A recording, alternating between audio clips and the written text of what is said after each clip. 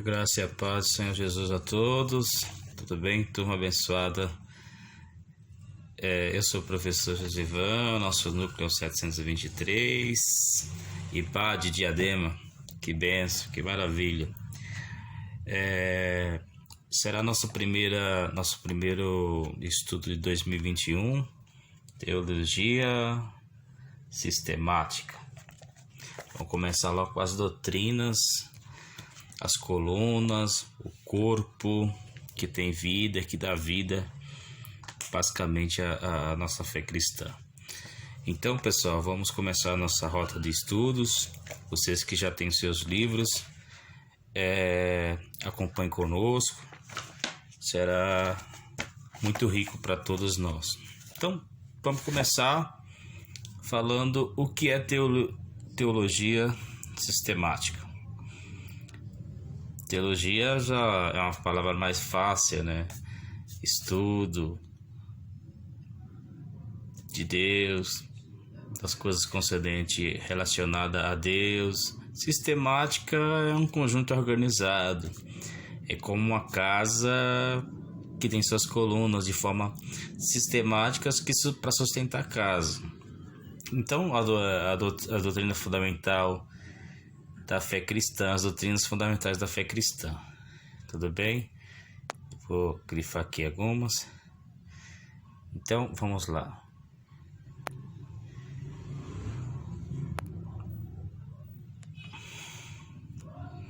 Então, aqui, pessoal, vamos começar. Estudar as verdades contidas na palavra de Deus de forma sistemática ajuda o cristão a aprender conceitos salutares. Essa palavra salutar é a palavra que significa basicamente saúde, edificar, beneficiar. Aqui você está vendo uma ponte, essa ponte que leva até outro lugar. Você vê, se tivesse uma ponte dessa, como que atravessaríamos para outro lado?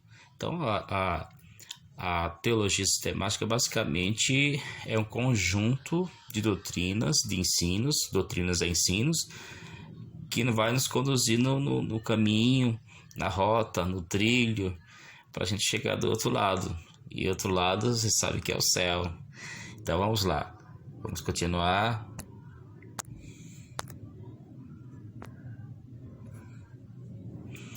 Então, vamos definir o que é aprender nessa teologia sistemática. Eu já falei, estudo de Deus, estudo das coisas de Deus, teologia é estudo, teó é Deus.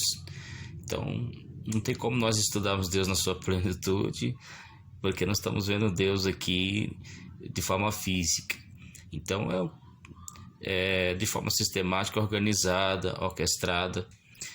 Então, conheceremos as doutrinas bíblicas, fundamentalmente nossa crença acerca das verdades divinas reveladas. O que é teologia sistemática? Eu já expliquei, basicamente, tá? Mas estou recapitulando. A teologia sistemática é, resumidamente, um ramo de teologia que trata de doutrinas. Doutrinas significa ensinos. Para ficar mais resumido para vocês, pense no céu. Quem que está no céu? Como que eu falei, sistemática é um conjunto organizado, teologia, estudo de Deus, ou das coisas de Deus. Então, céu, Deus Pai, na sua plenitude, é uma doutrina. Quem é Deus Pai, a eternidade de Deus Pai, os atributos de Deus Pai, tudo bem? Deus Filho, Jesus, também. Cristologia é uma doutrina. O Espírito Santo, como um Deus, o Espírito Santo fruto do Espírito, dons do Espírito, atuação do Espírito, também outra doutrina da teologia sistemática. O que está também no céu é o mundo angelical. O mundo angelical é os anjos, também é outra doutrina, tá? Mas tem os anjos bons e os anjos maus que caíram. A parte dos anjos caíram também. E a gente denomina eles anjos tenebrosos. Também é uma doutrina. Tudo bem? Os que não caíram, não foram enganados, é os anjos luminosos, tá bom? Mas vocês já viram que basicamente já é 4 doutrinas aí, e cada doutrina dessa tem outro conjunto imenso de fatilhas. É como o corpo. Tem um corpo, quase o corpo tem cabeça, tem perna, tem mão, mas dentro de cada cabeça tem o cérebro, tem dentro de cada membro do nosso corpo tem outra infinidade de funções. Então cada uma dessas doutrinas também, ao adentrarmos cada uma dessas doutrinas, tem outras inúmeras,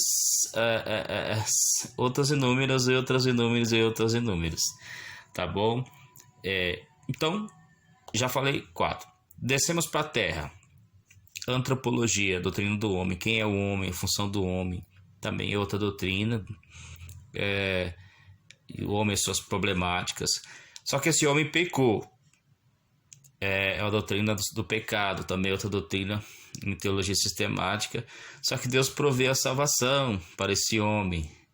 Então essa teologia é outra doutrina. Então, para ficar mais fácil para vocês se acharem aí, tudo bem? Vamos lá. Teologia sistemática é a tentativa de criar um corpo doutrinário coerente, que tenha sentido, que tenha, tá bom? É um corpo de doutrinas, como eu falei para vocês. Qual a função de um corpo? Ter vida. Qual a função do outro corpo? Do corpo? Andar, caminhar, ter um caminho, ter uma rota, chegar a um alvo, a um propósito. Basicamente é o que a teologia sistemática procura aplicar. Tudo bem? Vamos continuar aqui, tá bom? Então é um corpo. Imagina um corpo. Vocês imaginam um corpo humano. Vocês como um corpo. Imagina a teologia sistemática como uma espécie de corpo, tá bom? Mas dentro desse corpo, os membros principais, e dentro desses membros principais tem outra infinidade de células e funções que não dá para discorrermos aqui, tá bom? São basicamente quase infinitas. Vamos lá. Então, doutrinas é ensinos, tá? Eu já falei basicamente umas 7, 8 doutrinas fundamentais, mas dentro dessas doutrinas está fatiado em outras inúmeras, tá bom? Então, aqui, de forma ilustrativa, teologia sistemática é uma espécie de corpo. Nós podemos ilustrar também como uma espécie de colunas que sustentam o edifício, tudo bem? Vamos continuar. Teologia sistemática. Então, vocês podem acompanhar já o livro de vocês, tá? O capítulo 1 está na página 19. O capítulo 1, basicamente, nós iremos aprender sobre a doutrina de Deus e dos anjos.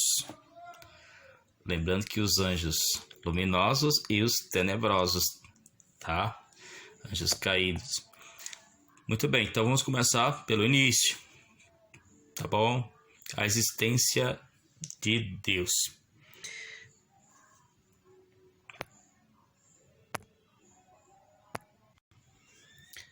Bom, pessoal, como provar a existência de Deus? Então, pessoal, é assim, a existência de Deus é algo... eu procuro falar para vocês. O que você estuda? Nós estudamos teologia, porém nós temos o livro do IBAD, estou ilustrando, tá? Nós temos um professor, nós temos uma instituição, nós temos uma gama de 24 livros. Fica fácil, não fica? Tá fácil para estudar? Porque vocês têm um livro, vocês têm um professor, vocês têm um objeto de estudo, vocês têm os temas, vocês têm a Bíblia escrita. Agora, quando se fala estudar Deus, como vamos estudar Deus? Você está vendo Deus de forma física? Então, devido ao objeto de estudo, tudo fica mais difícil, não fica? Principalmente quando não temos principalmente quando não temos, não vemos, tá bom? Mas por que nós não vemos algumas estrelas? Elas não existem. Tem alguns microscópios que dá para ver inúmeras estrelas a bilhões de distância. Então a questão é, temos que usar instrumentos para enxergar, por exemplo, bactérias nós não vemos, mas com alguns instrumentos dá para ver as bactérias, dá para ver o mundo biológico, o mundo... Então, assim, o que eu quero dizer com isso, pessoal, é que devido ao objeto de estudo que é Deus, que é infinitamente poderoso, que é invisível, e sua natureza espiritual, e nós, sendo carnais, físicos, limitados, fica difícil, tá bom?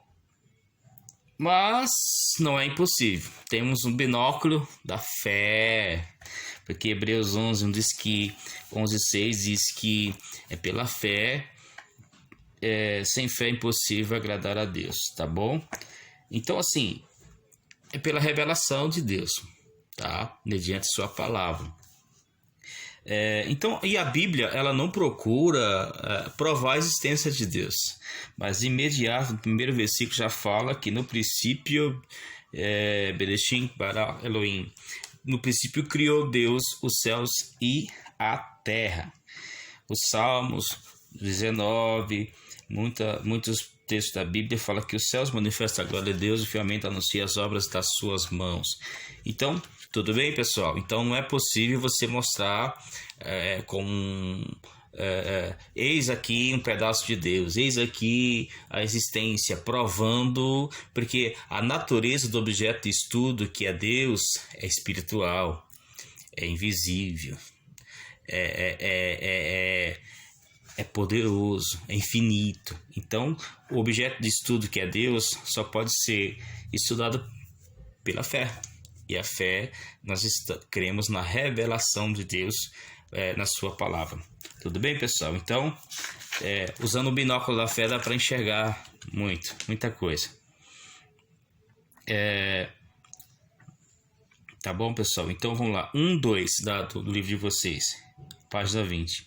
O mistério de sua identidade. Tá? Então, vamos lá. A identidade de Deus. Você tem um RG? Você tem uma identidade? Mostra seu nome, nome da sua mãe, nome do seu pai.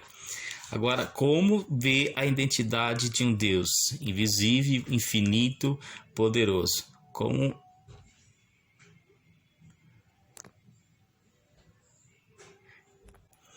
Bom, pessoal, então o mistério da sua identidade.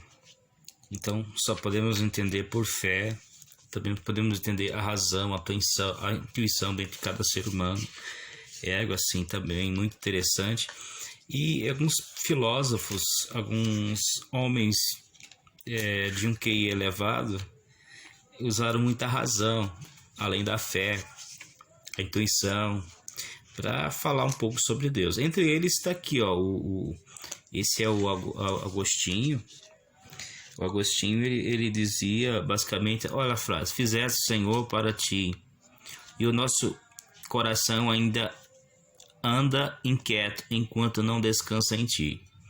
Então, essa é a frase do Agostinho, mas antes dele, outros filósofos, como Platão falava, quinto século, antes de Cristo, já falava de Deus, hein?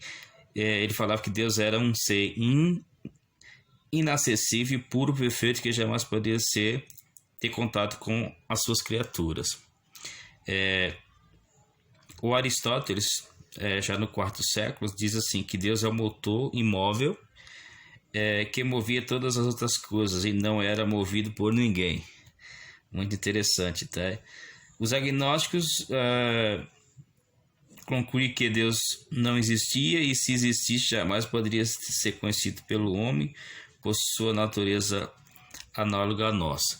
Então, vai surgir inúmeros pensadores, mas como eu falei para vocês, definir para entender, crer é só por meio da fé, tá bom? A razão humana também dá para entender e compreender, não na plenitude, mas um pouco sobre o nosso Deus. Tudo bem, pessoal? Então, entre esses filósofos, o Aristóteles, Platão, tá? E tem uns filósofos cristãos também, o Tomás de Aquino e o Agostinho. É muito importante vocês verem que eles falam sobre Deus, tá bom?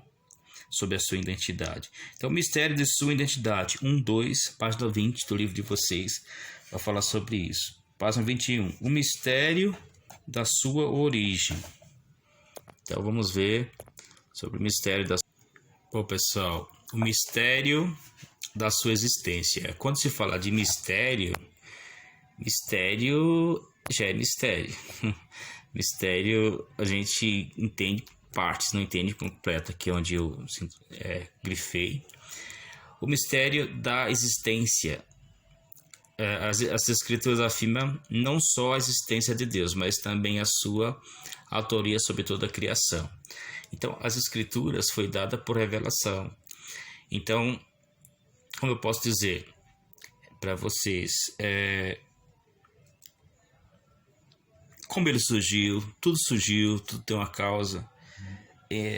Então, Deus ele é eterno, pessoal. Então, eu quero que vocês façam um estudo à parte sobre essa parte, sobre a eternidade, conceito de eterno, que vocês vão analisar o que é eternidade. Então, a sua origem, Deus não teve começo, ele é eterno, nem tem fim.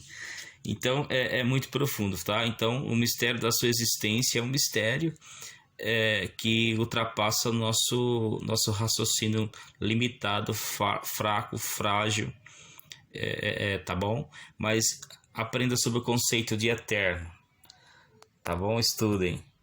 Então, o mistério da sua existência, o mistério da sua identidade, o mistério da sua origem. A gente já falou sobre o mistério da sua identidade, o mistério da sua origem.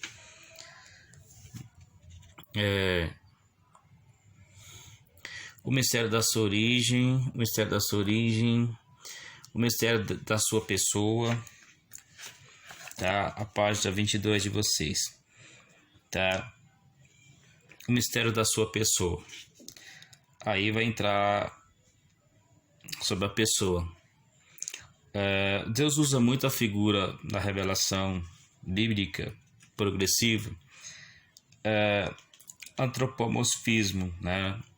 Onde ele atribui figuras humanas quando ele se revela. Então, antropomórfica, né? Então, a sua pessoa, o mistério da sua pessoa. E quando eu falo pessoa de Deus, estou falando da Trindade, que é Deus Pai, Deus Filho, Deus Espírito Santo. Dentro da única natureza de Deus, há 3 pessoas. E essas pessoas são infinitas, são inesgotáveis, são plenas, são perfeitas, são eternas. Então, outra pergunta para vocês, tá? Estudarem. Como se define a Trindade?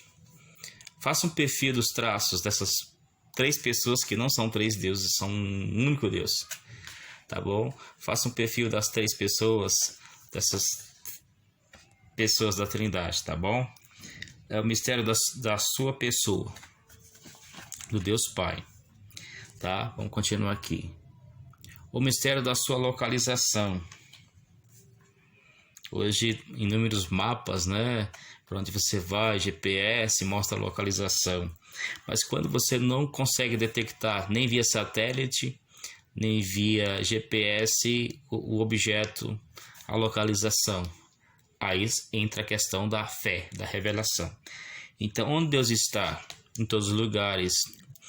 E outra coisa que eu quero que vocês aprendam sobre os atributos comunicáveis e os atributos incomunicáveis de Deus, tá bom? Os incomunicáveis, onipotência, onisciência, onipresença, tá? Eternidade, que ele não comunica ao ser humano. Agora, tem mais, tá? Eu só estou sintetizando, pontuando para vocês. E os comunicáveis, santidade, justiça, bondade, algumas... claro, ele comunica com o ser humano, mas em nível inferior, claro. Tá bom? Mas tem mais. Amor, tem outros comunicáveis. Mas só para vocês verem, é o ministério da sua localização. Tá? Onde Deus está? Em todos os lugares ao mesmo tempo. Porque Ele é onipresente. Tá bom? Está em todo lugar ao mesmo tempo. Até no inferno Deus está. Até no inferno. Isso, até no inferno Deus está.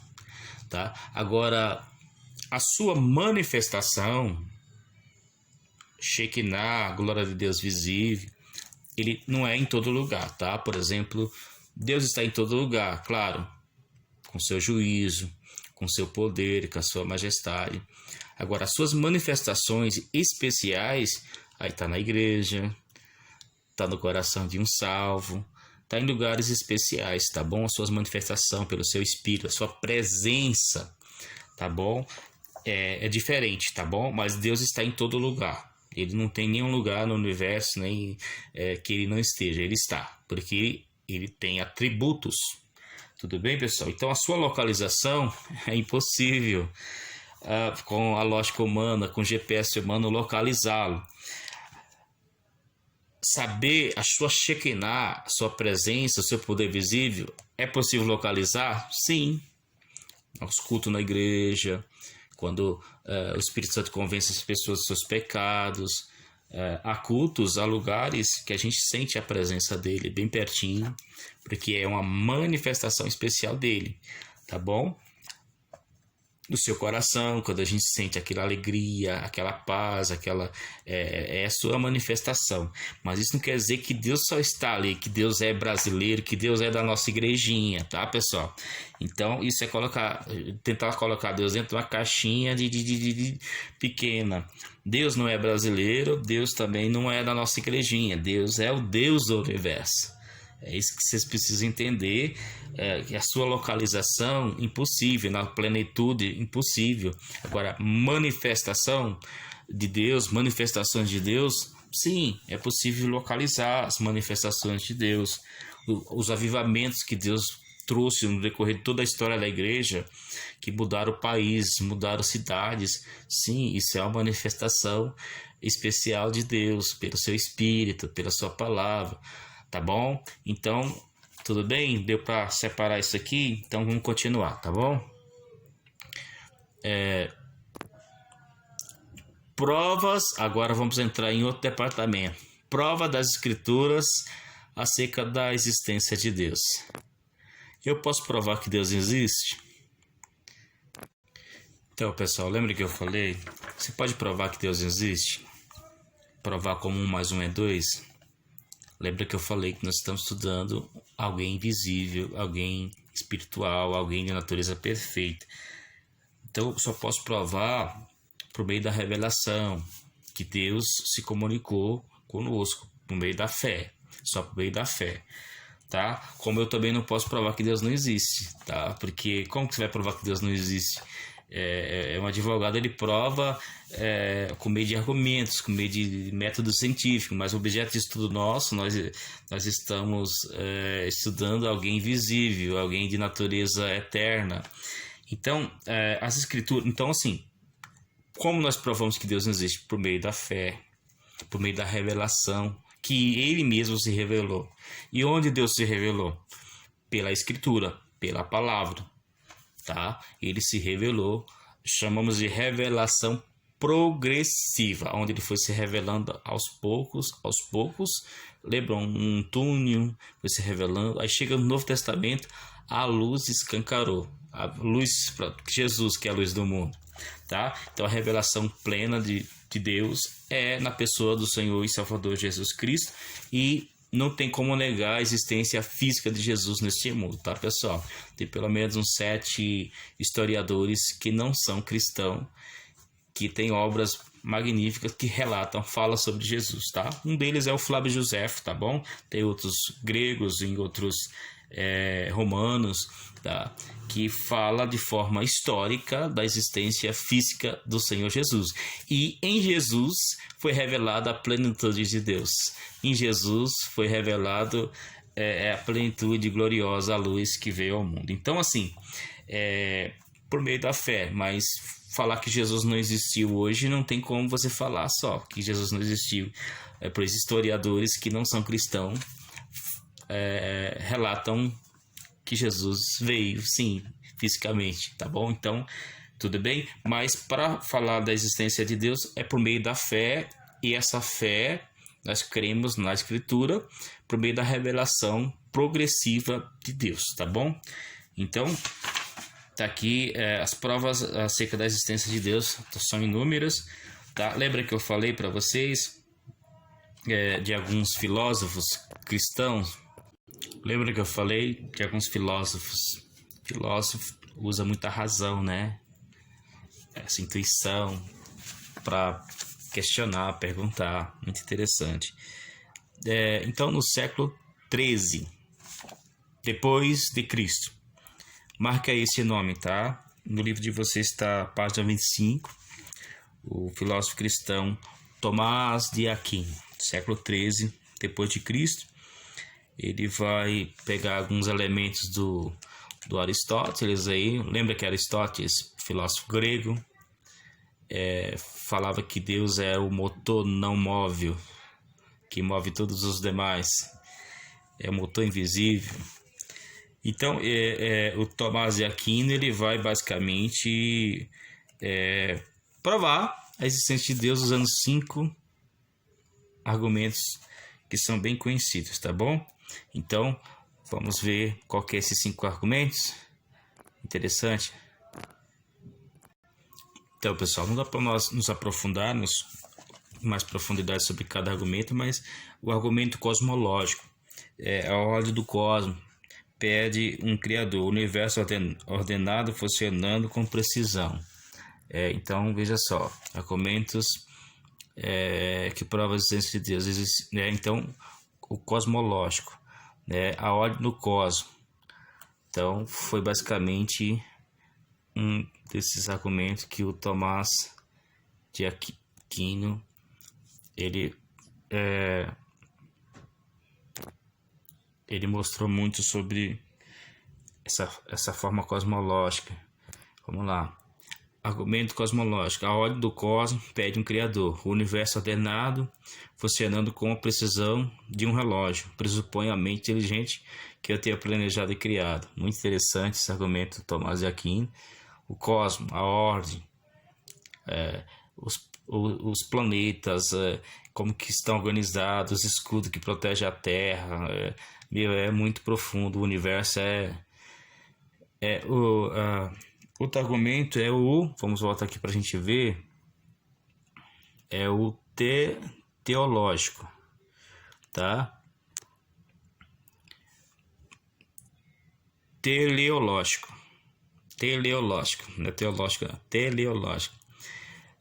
Substantivo feminino que se pauta no conceito de causas finais como essencial na sistemização das relações da realidade, existindo uma causa fundamental que rege através de metas, propósitos e objetivos a humanidade, a natureza e seus seres e fenômenos.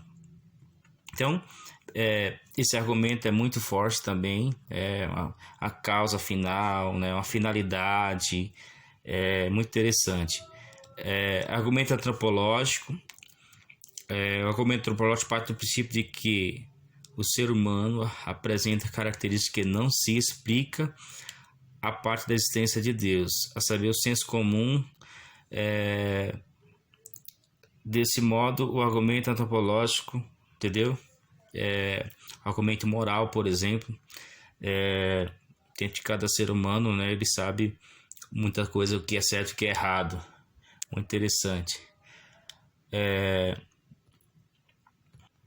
Bom, o argumento histórico, eu gostaria que vocês lessem Daniel 2, tá? Sobre os eventos dos impérios mundiais que iria surgir, e Deus já preveu para Daniel. Então, o Deus é o soberano, é o que governa o universo. As profecias bíblicas que já se cumpriram, as que vão se cumprir. Então tudo está no plano de Deus. As 70 semanas de Daniel, maravilha, hein? Então Deus é o Deus da história. Deus é o Deus que sustenta a história, tá bom? Esse é um argumento do Thomas também. A crença universal Paulo vai em Atos 17 vai falar basicamente isso, né? Em todo mundo há essa crença universal em um ser supremo, um ser maior. É também um argumento interessante, tá bom? Que fala sobre a prova existência de Deus. Então Tomás de Aquino, ele vai falar sobre 5 argumentos. Aí eu sintetizo, pontuo aqui, pergunto para você: qual argumento você achou mais interessante?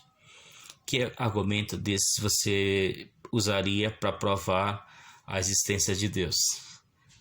Achou interessante, cosmológico? Achou interessante a crença universal? Utilize um desses argumentos, pegue pelo menos um e faça isso na prática, tudo bem? Argumento filosófico que nega a existência de Deus. Aí tem vários, tá, pessoal? Ao longo da história foram surgindo muitos argumentos. Lembra? A filosofia, ela usa a razão tanto para questionar, como para perguntar, como para provar ou negar, digamos assim, entendeu? Então tem aqui esse pessoalzinho aqui, esses grupos, o ateísmo. Vocês sabem o que é o ateísmo?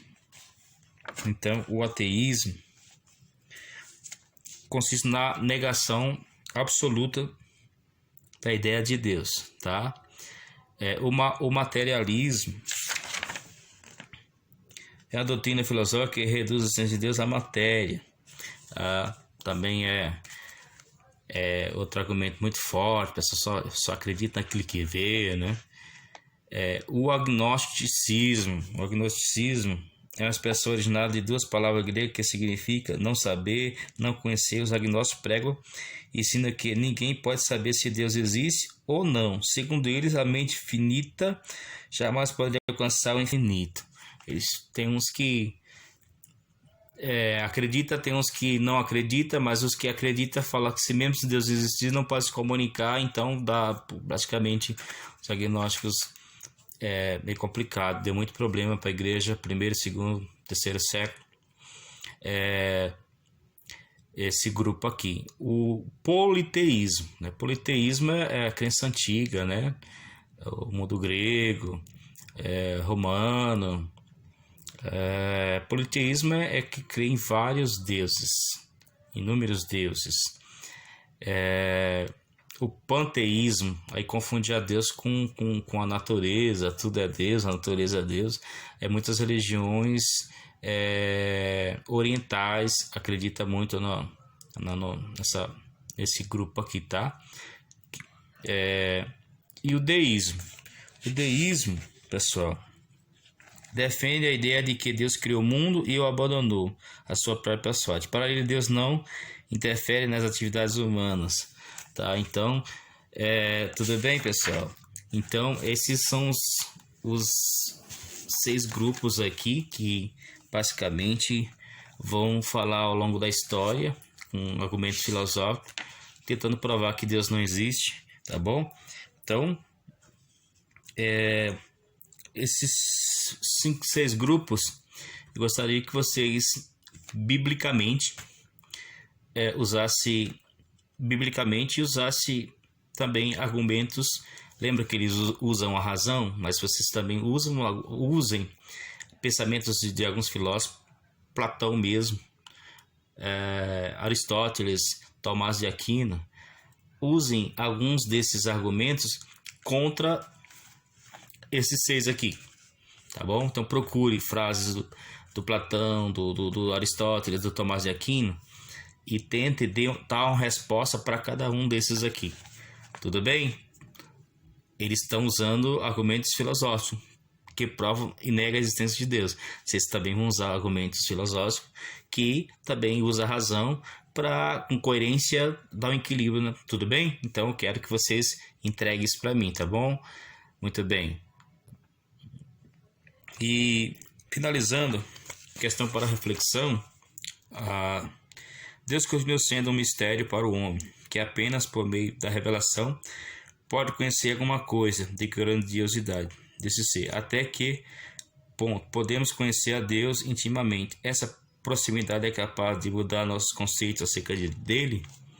Então, como eu falei para vocês, então, a página 29 de vocês para reflexão, mas eu então finalizo aqui, sintetizo, pontuo, vocês utilizando argumentos dos filósofos que eu falei, Platão, Aristóteles e Tomás de Aquino. Pode usar Agostinho também, tudo bem? Filósofo, dando uma resposta para esses 6 grupos aqui, tudo bem? Fique com Deus e até o capítulo 2.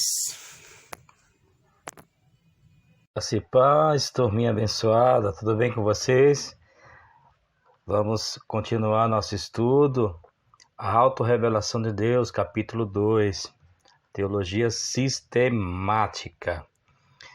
O homem nunca poderia conhecer a Deus se ele mesmo não tivesse se revelado. Então, a autorrevelação é muito interessante, como diz assim, o homem nunca poderia ter conhecido a Deus se ele não tivesse se revelado. A autorrevelação pode ocorrer através de um ato único, instantâneo, ou pode ser percebida pela mente humana em vários graus de plenitude. Então, isso é fato. Deus se revela ao homem, ele se faz conhecer. Então, aí nós podemos ver aqui, como está aqui embaixo, vou grifar para vocês, alguns níveis de revelação.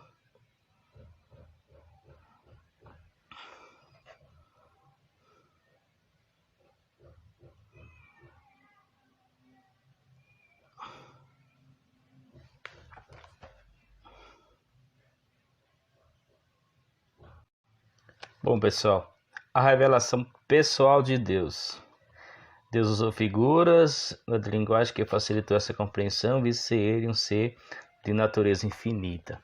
Então, como que uma pessoa infinita, poderosa, autoexistente vai se revelar? Ele usou várias figuras de linguagem. E é sobre essas figuras que irei falar um pouquinho aqui com vocês, tá bom? Vamos lá.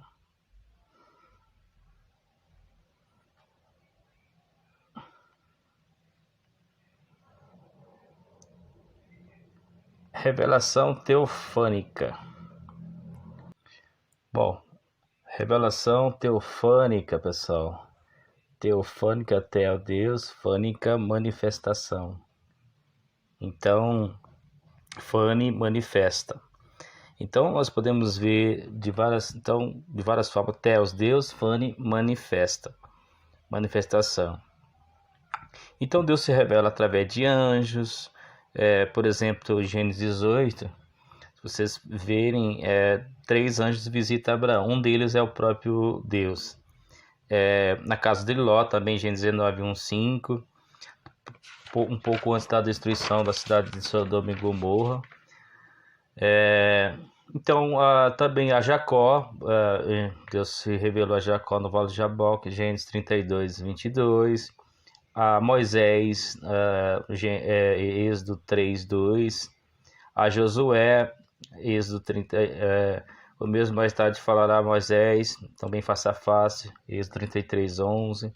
A Josué como o general do exército do Senhor, lá em Josué 5:13. E muitos intérpretes da escritura identificam a aparição teofânica de um anjo que apresenta como sendo o anjo do Senhor, o anjo do concerto, como fala Malaquias 3:1 no Antigo Testamento. Alguns historiadores colocam isso como cristofania, que isto é a manifestação de Cristo. Esse anjo é diferente de todos, ele aceita adoração, perdoa pecados e por aí vai, tá? É a cristofania, mas é uma teofania. Então, tudo bem até aqui, pessoal? Então, essa é uma figura, uma forma de Deus se manifestar, mas tem outras várias. Antropomórfica. Nossa, que palavrão, hein? O que é essa palavra antropomórfica, pessoal? Então vocês pegam o livro de vocês, na página 32. Deus procurou se comunicar com o homem dentro de uma forma de linguagem e compreensão, para que a partir do conhecimento pudesse entender o desconhecido. O termo antropomorfismo vem do grego, que significa antropos, homem, morfe, forma. Antropomorfismo é atribuir a Deus forma ou características humanas. Exemplos: as mãos de Deus, segundo Samuel 24:14, os olhos de Deus, Provérbios 15:3, o coração de Deus, Isaías 63:15, a boca de Deus, Jó 23:12, e por aí vai, tá? Antropomórfica tá bom? É tudo isso. Agora vamos para outra revelação de Deus. Antropopática. O grifo aqui. Antropopática. Grifei de vermelho aqui. Então, antropopática, pessoal, é uma palavra que vem do grego, que significa antropos, homem, pátria e sentimentos.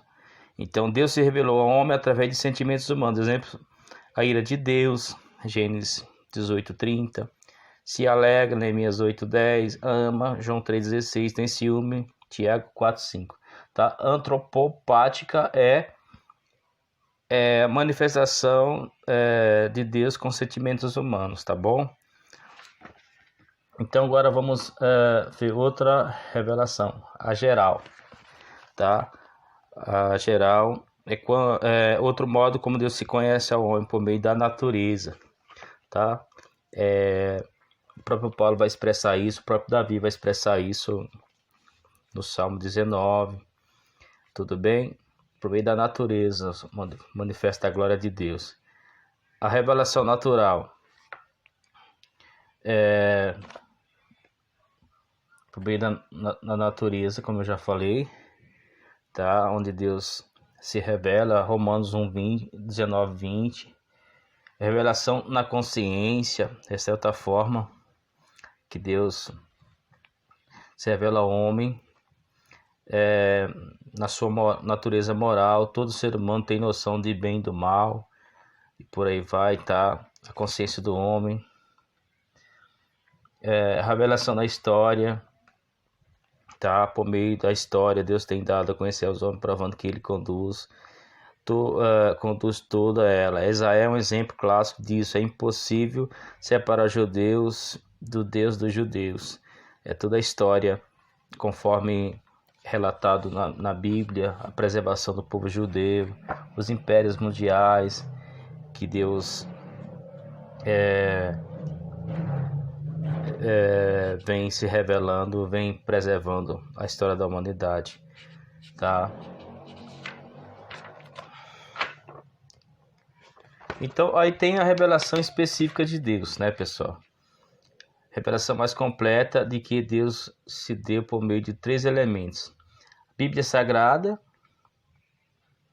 a Escritura e por meio do Senhor Jesus Cristo, entendeu? Essas 3 revelações específicas de Deus por meio de Deus, específica da Escritura e por meio do Senhor Jesus Cristo.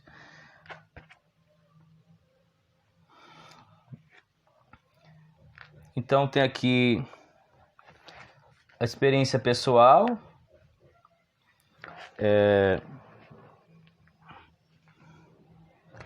por meio do encontro de salvação, né? Lá em João 3:1,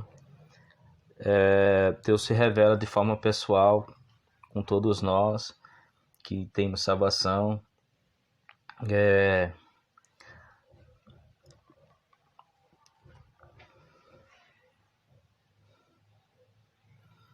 Por meio das Escrituras e por meio do Senhor Jesus Cristo é outras formas de revelação que Deus se revela. Tudo bem, pessoal? Então, vamos continuar aqui. Então, aqui o 2:4, Os atributos essenciais de Deus.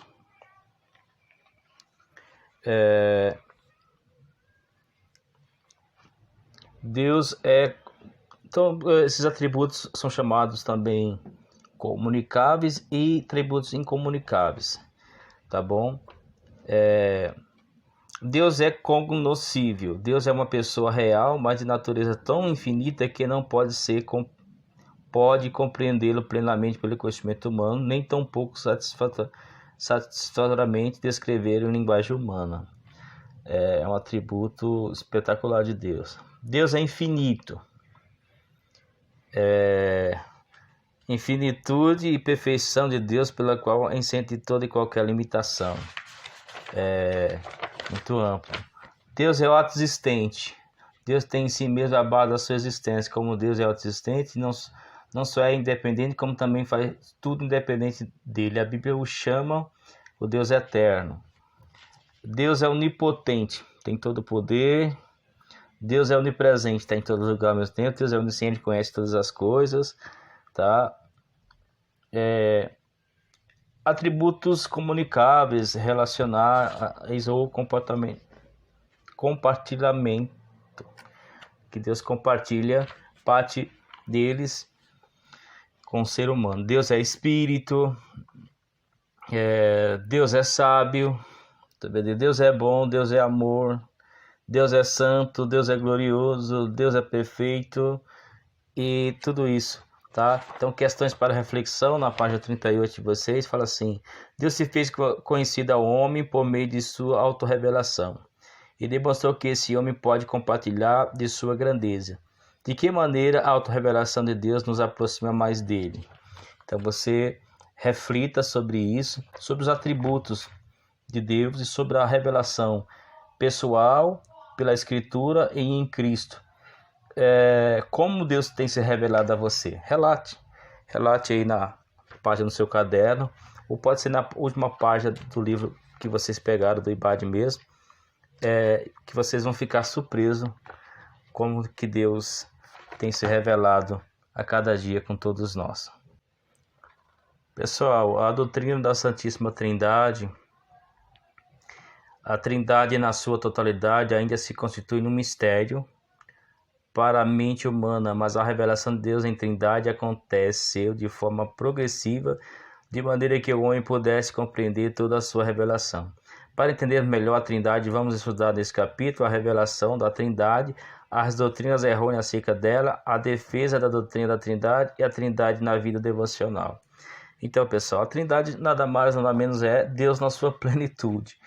Então, mesmo que a gente esboce, fale muito aqui, vai surgir dúvidas ainda. Mas Deus foi se revelando aos poucos, de forma progressiva, né? Deus em Trindade. Então, eu gostaria que vocês ficassem atentos. A doutrina da Trindade é difícil de compreender, mas é mais fácil de expressar. Ela é a crença em 3 posições básicas. Só existe um Deus, Pai, Filho e Espírito Santo são o mesmo Deus. Pai, Filho e Espírito Santo não são a mesma pessoa. Tudo bem? Unidade de 3. Tem que dar única natureza do único e verdadeiro Deus. Existe 3 pessoas, tá bom? Que são diferentes, mas não são 3 deuses. São um Deus só, tá bom? Tudo bem? A revelação do Deus Pai, mistério mais profundo da revelação de Deus está na Trindade, a revelação de Deus Pai, a revelação de Deus Filho, a revelação do Espírito Santo, tá? Deus Filho, em Cristo Jesus, a revelação do Espírito Santo. Então, pessoal, vou voltar um pouquinho aqui. A revelação do Deus Pai. A revelação da Trindade é encontrada na Escritura desde o Antigo Testamento. Contudo, os judeus não compreenderam a revelação de todas as pessoas da deidade de uma só vez. Isto foi acontecendo progressivamente. A revelação de Deus a eles não se deu em trindade, ainda que sua presença fosse visível em todo o Antigo Testamento, devido ao contexto politeísta em que os judeus estavam inseridos. Então,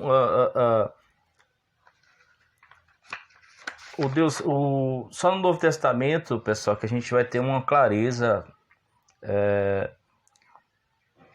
mais profunda sobre essa questão da trindade, tá bom? Eu só estou passando os esboços aqui para vocês. As doutrinas errôneas acerca da trindade. Por volta do segundo século surgiram muitas controvérsias teológicas dentro da igreja, e uma delas é chamada controvérsia. O arianismo, pessoal, não dá para esboçar todo o conteúdo, tá? Vocês estudem e me tirem as dúvidas. O arianismo, o gnosticismo, o monarquianismo modalista, unitaristas também, os triteiristas. Essas são doutrinas errôneas acerca da trindade, tá? Compreensões erradas acerca da trindade, tá? Então vocês esmiucem, tá no livro de vocês, tá bom? E vocês no finalzinho do capítulo 3, vocês escrevam uma redação, cada capítulo, cada parágrafo, vocês escrevam uma compreensão errônea desses grupos aqui, tá bom? E você no final vocês façam o resumo, o que vocês acham, por que eles pensavam dessa forma. Vocês dão o parecer de vocês, tudo bem? Vocês vão ficar surpresos como que é atual essas mesmas dúvidas. A defesa da doutrina da trindade. Aí começa, tá, pessoal? Por isso que é importante vocês saberem as dúvidas, os grupos que surgiram, e tanto o Antigo como o Novo Testamento falando sobre a doutrina da trindade. O nome trindade não existe na Bíblia, tá? Mas o conceito das três pessoas, da natureza do Deus poderoso, sim, tá? Defesa da doutrina da trindade, também tá aqui a lista, tanto no Antigo como no Novo Testamento.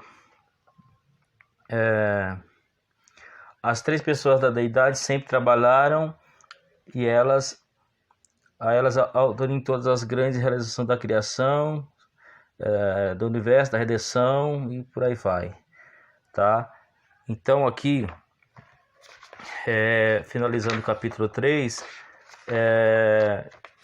evidências bíblicas da doutrina da trindade, tá? O Antigo e o Novo Testamento de vocês, tá? E atividade da trindade na criação, sustentação do universo, a página 47, a redenção da humanidade, página 48, e a analogia da trindade, tá? Vocês podem usar com figura de linguagem. E a trindade na vida devocional, como você se relaciona com os três, na página 49. E questões para reflexão. A revelação de Deus em trindade oferece a oportunidade de entender a sua grandeza, de que maneira essa verdade corrige nossas concepções errôneas acerca dele. Que benção, hein? E aqui a gente finaliza o capítulo 3 e vamos para o capítulo 4. Os anjos luminosos. Tá, pessoal? O estudo dos anjos tem atraído curiosidade de muitos nesses últimos dias. Há, porém, compreensão correta sobre quem são esses seres e como devemos se estabelecer relacionamento com eles. Por toda parte encontramos pessoas oferecendo culto e procurando maneiras de se comunicar. Então tem muitas especulação sobre os anjos luminosos, né? Tem inúmeras categorias de anjos. Deus criou duas classes de seres inteligentes do universo, os anjos e os homens. Então Deus criou a categoria dos anjos, né? Segundo a Escritura, Deus criou, tem algumas classes desses anjos. Aqui, ó, a criação dos anjos. Os anjos foram criados por Deus, Colossenses 1,16. A natureza dos anjos. Os anjos são seres reais, mas nem sempre visíveis. Hebreus 4:4. A quantidade de anjos. Os anjos têm a função de defender, proteger, cuidar, levar mensagem, guerrear. 4.5. A hierarquia angélica, os anjos são extremamente organizados. 4.5.1. Tem os arcanjos, querubins, os serafins, principado, potestade, tronos. Isso é categorias de anjos. Os anjos, agora, tudo bem, pessoal? Então, vocês separem os grupos de anjos aí e utilizem a Bíblia de vocês, finalizando o capítulo 4, sobre esses grupos de anjos, e coloque referência, faça uma espécie de redação também, liste o capítulo e versículo que mostra sobre essa categoria de anjo e as suas funções. Tudo bem? Para vocês entenderem. E aqui no capítulo 5, os anjos tenebrosos. Tá? Os anjos tenebrosos constituem um grupo de anjos que, liderados por um querubim chamado Lúcifer, rebelados contra Deus. Tá, pessoal? E a rebelião e a queda dos anjos. A rebelião e a queda dos anjos é um fato registrado na Escritura e tem o propósito de nos ensinar que nenhuma criatura é perfeita. Tá? Então aqui fala um anjo diferente, a corrupção de Lúcifer, a rebelião dos anjos, uma queda controvertida, o caos no universo e a queda, o lugar de Lúcifer e de seus demônios, os demônios e os anjos rebeldes, a possibilidade de retorno de Lúcifer ao céu depois de expulso. Então, temas bem polêmicos, tá? No capítulo 5, aí 5.2, o caráter após queda de Lúcifer. Lúcifer, após a queda, tornou-se absolutamente corrompido, sem haver em sua natureza nada de bom. 5.3, a natureza e a atividade dos demônios. Os demônios são espíritos malignos, inteligentes, que trabalham a serviço de Satanás. 5.4, o destino final dos anjos tenebrosos. Não obstante, Satanás tem poder e grande autoridade. Ele é o inimigo derrotado. Tudo bem, pessoal? Aí nós finalizamos aqui o capítulo 5, tá? Sobre os anjos tenebrosos. E a questão para reflexão: conhecer a atuação dos anjos tenebrosos é o destino final deles, é um consolo para todos aqueles que confiam em Deus. Como esse conhecimento pode nos ajudar a estar preparado contra as forças do mal? Tá bom, pessoal? Que Deus abençoe a todos, e eliminamos aí a unidade 1 e seus 5 capítulos. Deus abençoe a todos, fique com Deus e até a próxima.